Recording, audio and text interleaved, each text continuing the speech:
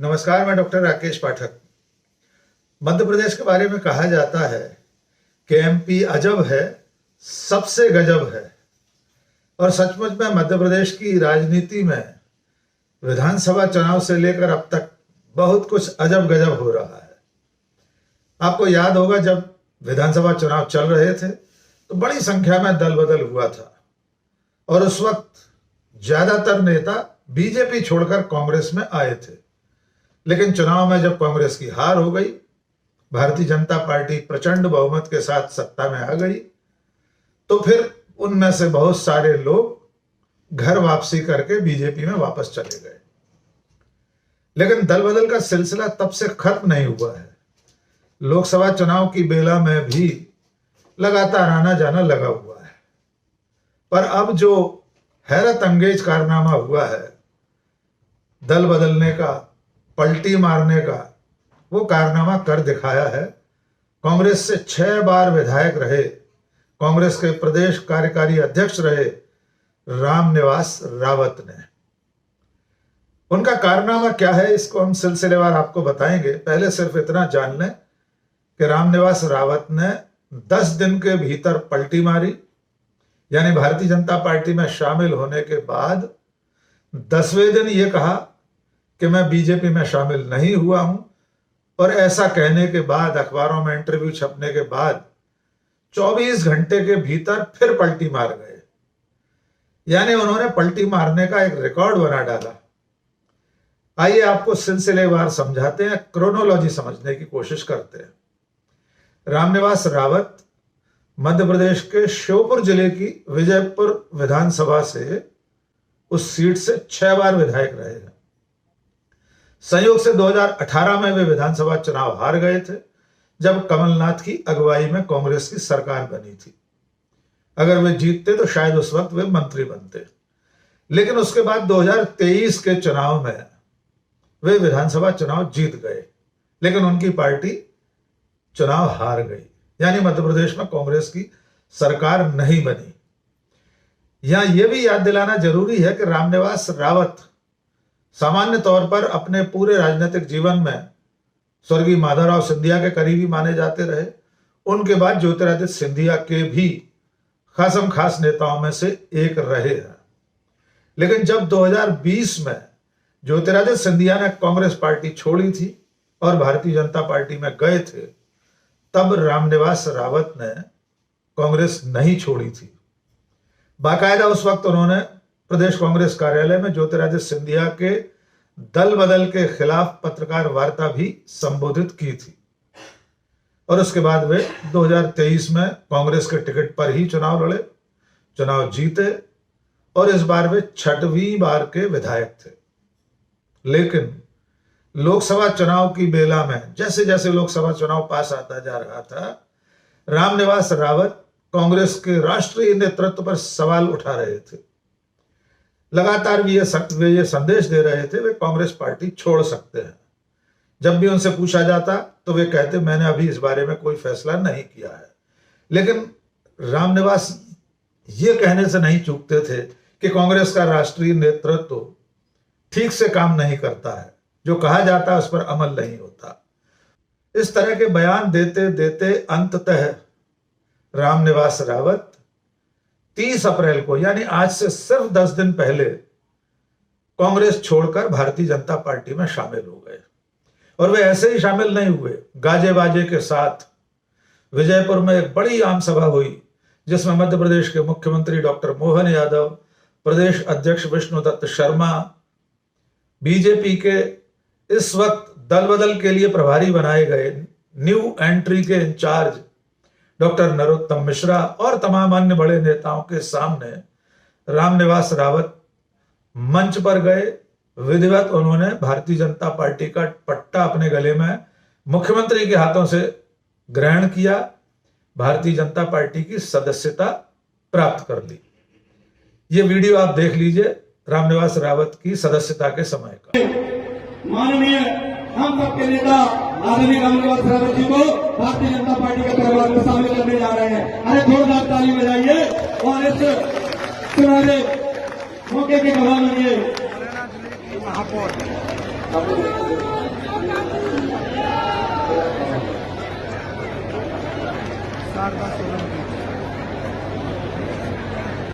दिन यानी 30 अप्रैल को रामनिवास रावत ने खुद अपने ट्विटर हैंडल एक्स पर ट्वीट किया और ये बताया कि वे प्रधानमंत्री नरेंद्र मोदी की रीति नीति से सबका साथ सबका विकास के विचार से प्रभावित होकर अपने तमाम संगी साथियों के साथ भारतीय जनता पार्टी की सदस्यता ग्रहण कर रहे हैं, सदस्यता ग्रहण कर ली है। और उस वक्त भी मंच से उन्होंने भाषण दिया।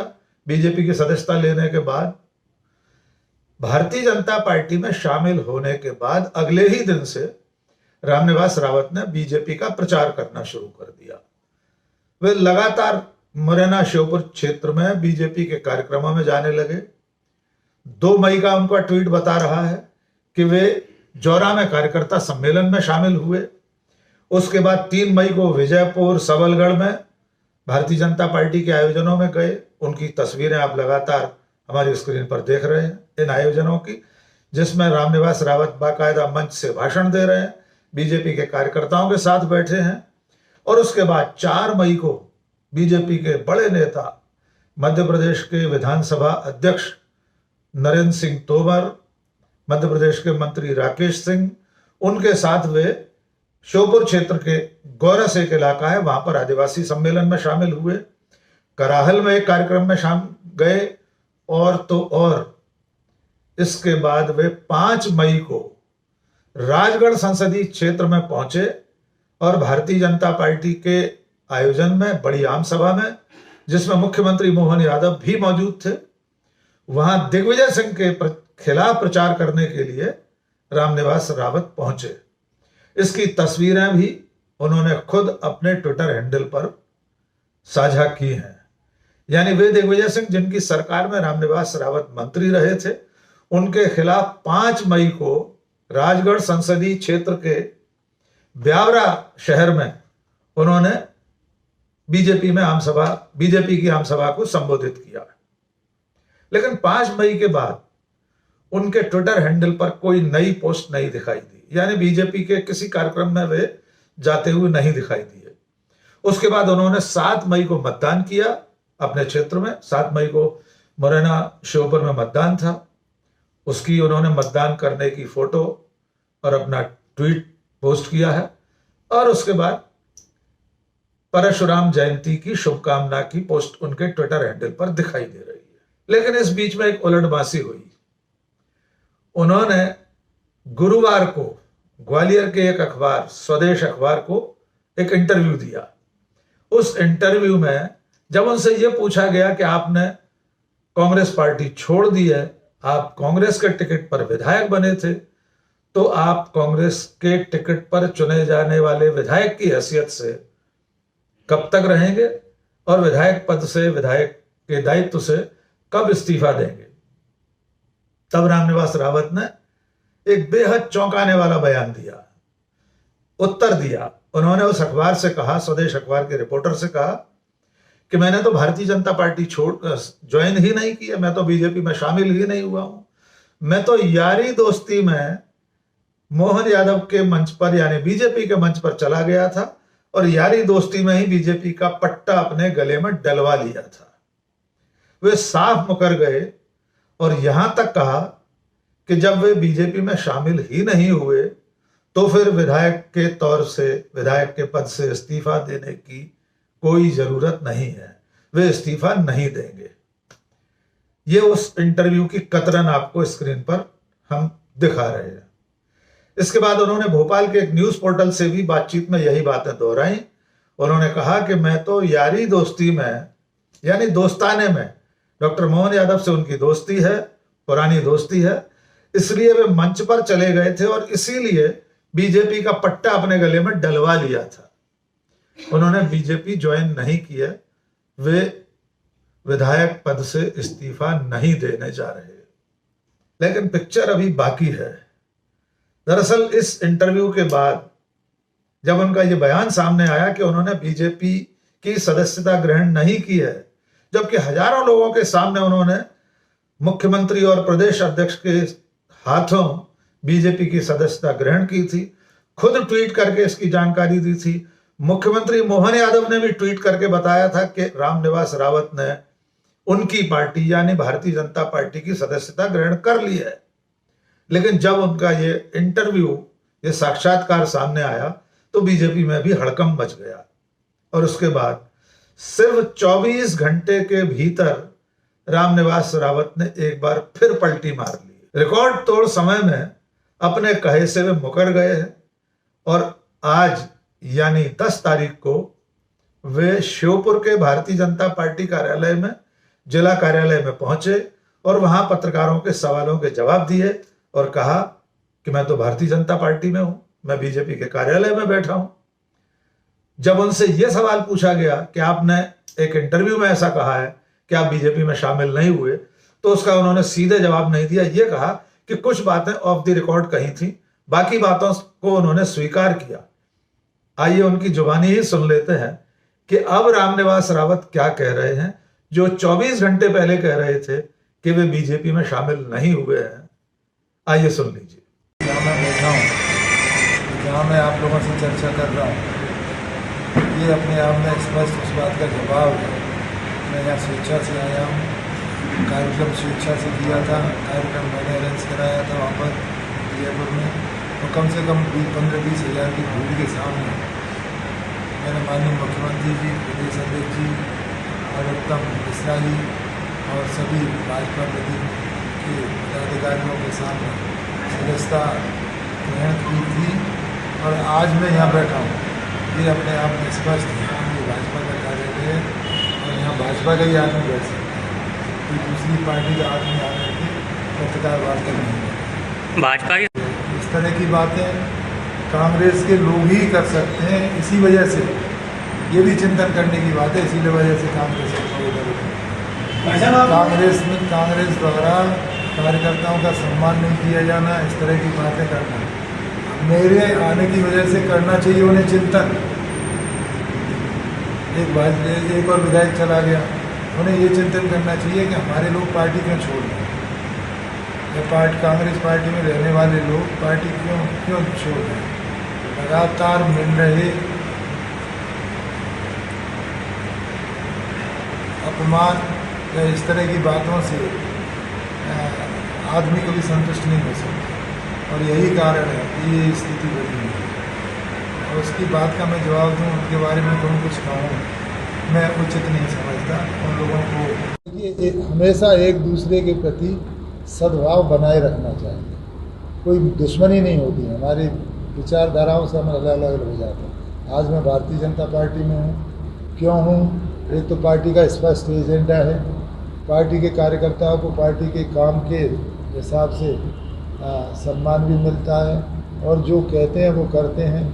कांग्रेस का सोच ही कुछ अलग है, कांग्रेस के लीडर कुछ कह रहे हैं और पार्टी में ही उसका क्रियान्वयन नहीं हो रहा, तो पार्टी की विचारधारा और एजेंडा स्पष्ट होना चाहिए। तो इस तरह रामनिवास रावत 10 दिनों के भीतर यानी 30 अप्रैल को कांग्रेस छोड़कर बीजेपी में शामिल हुए। 9 मई को उन्होंने दावा किया कि वे बीजेपी में शामिल नहीं हुए हैं, वे विधानसभा की सदस्यता से इस्तीफा नहीं देंगे और उसके बाद 10 मई यानी 24 घंटे के भीतर एक बार फिर, देसी भाषा में कहा जाए तो फिर गुलटैयां खा गए हैं और अब ये कह रहे हैं कि मैं तो भारतीय जनता पार्टी में हूं। विधानसभा की सदस्यता से इस्तीफे को लेकर वे सीधा कोई उत्तर नहीं दे रहे हैं। लेकिन इस बीच खबर यह है कि कांग्रेस पार्टी जल्दी ही उनकी सदस्यता समाप्त करने के लिए विधानसभा के अध्यक्ष को यानी स्पीकर को चिट्ठी लिखने जा रही है। दल बदल कानून के अंतर्गत कोई भी व्यक्ति जो एक पार्टी के चुनाव चिन्ह पर जीतकर सदन का सदस्य बना हो, अगर वो दल बदल करता है तो पार्टी उसे अनुशासनहीनता की परिधि में मानकर स्पीकर को चिट्ठी लिखती है। विधानसभा अध्यक्ष दोनों पक्षों को सुनने के बाद उसकी सदस्यता पर फैसला सुनाते हैं।